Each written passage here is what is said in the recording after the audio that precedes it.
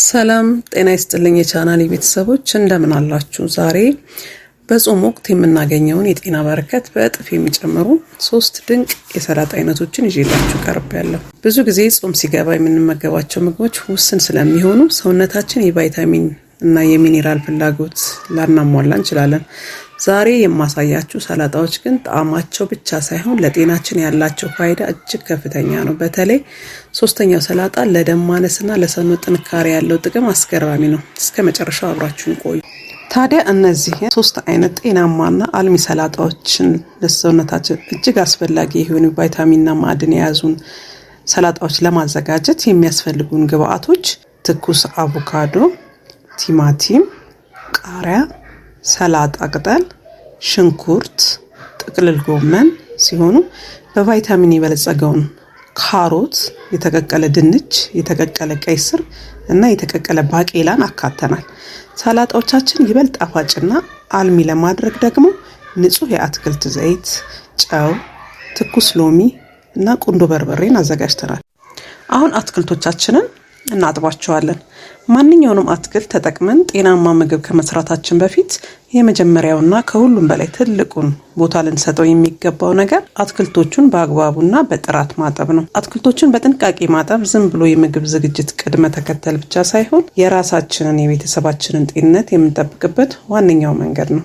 አትክልቶች ተነስተው እኛ እጅ እስኪገቡ ድረስ በርካታ ቦታዎችን አልፈው ነው። በሂደቱም ላይ የተለያዩ አቧራዎች፣ ቆሻሻዎችና ከእጅ ንክኪ የሚመጡ ባክቴሪያዎች ሊያርፉባቸው ይችላሉ። በተለይ ደግሞ በአሁኑ ጊዜ አዝዕርቶች ከተባይና ከበሽታ እንዲጠበቁ ተብለው የሚረጩ ፔስቲሳይድ ወይም የኬሚካል መድኃኒቶች በአትክልቶቹ ቆዳ ላይ ተጣብቀው ሊቀሩ ስለሚችሉ በንጹህ ውሃ በደንብ አሽቶ ማጠብ እነዚህን መርዛማ ኬሚካሎች ሙሉ ለሙሉ ያስወግዳል።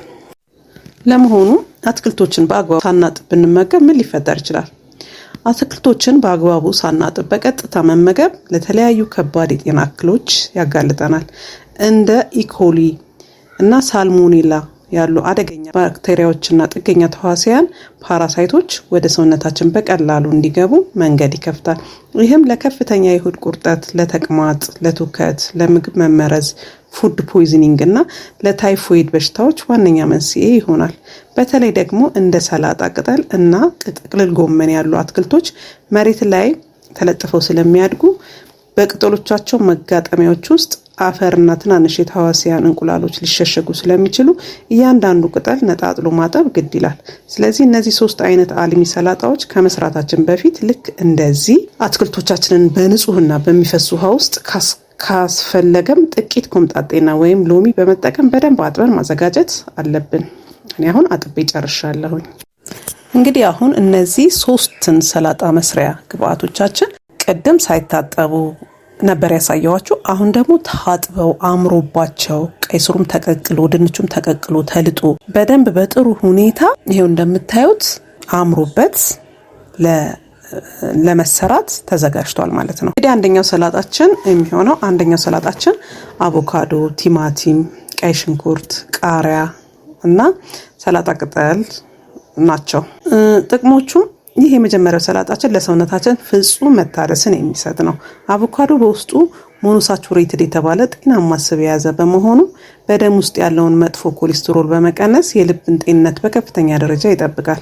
ከዚህም በላይ በአቮካዶ ውስጥ ያሉት ዘይቶች በሌሎች አትክልቶች ውስጥ ያሉትን ቫይታሚኖች ሰውነታችን በቀላሉ እንዲመግባቸው ይረዳሉ። የሰላጣ ቅጠልና ቲማቲም ደግሞ ከፍተኛ የውሃና የፋይበር መጠን ስላላቸው ለምግብ መፈጨት ስርዓት መስተካከልና ለቆዳችን ጥራት ተወዳዳሪ የሌለው ጥቅም አላቸው።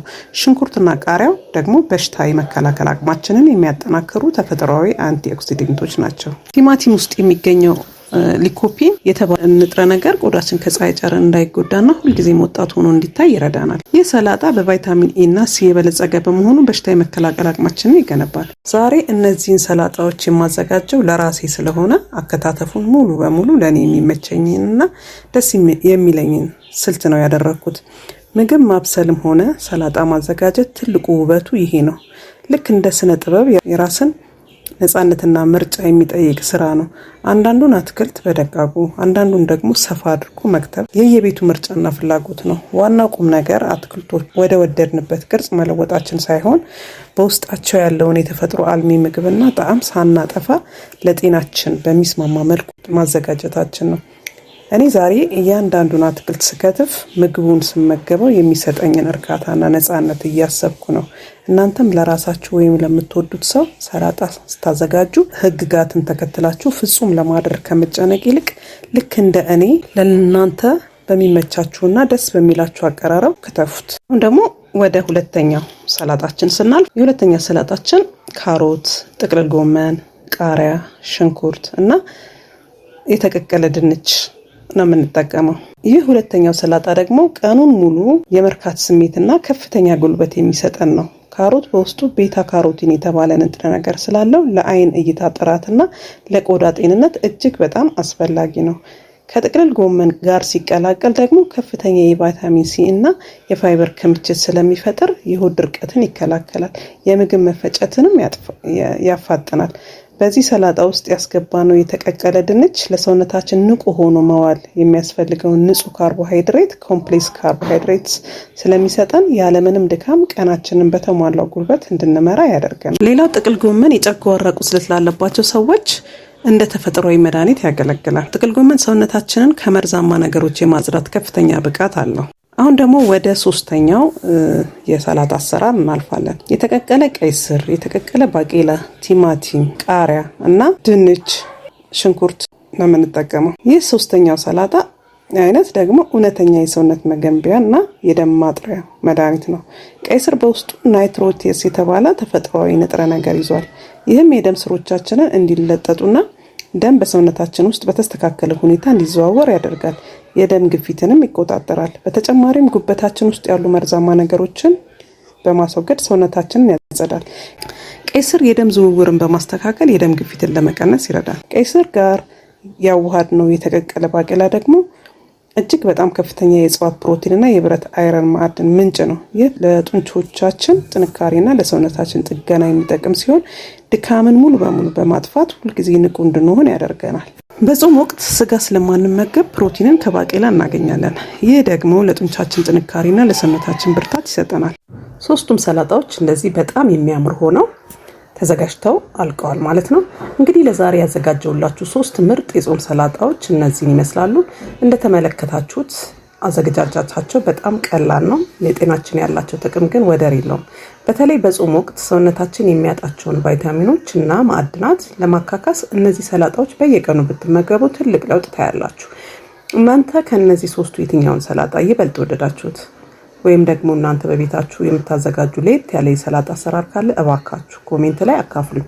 እኔም ከእናንተ መማር እፈልጋለሁ። ይህ ቪዲዮ ጠቃሚ ሆኖ ካገኛችሁት ላይክ ማድረጋችሁን አትርሱ።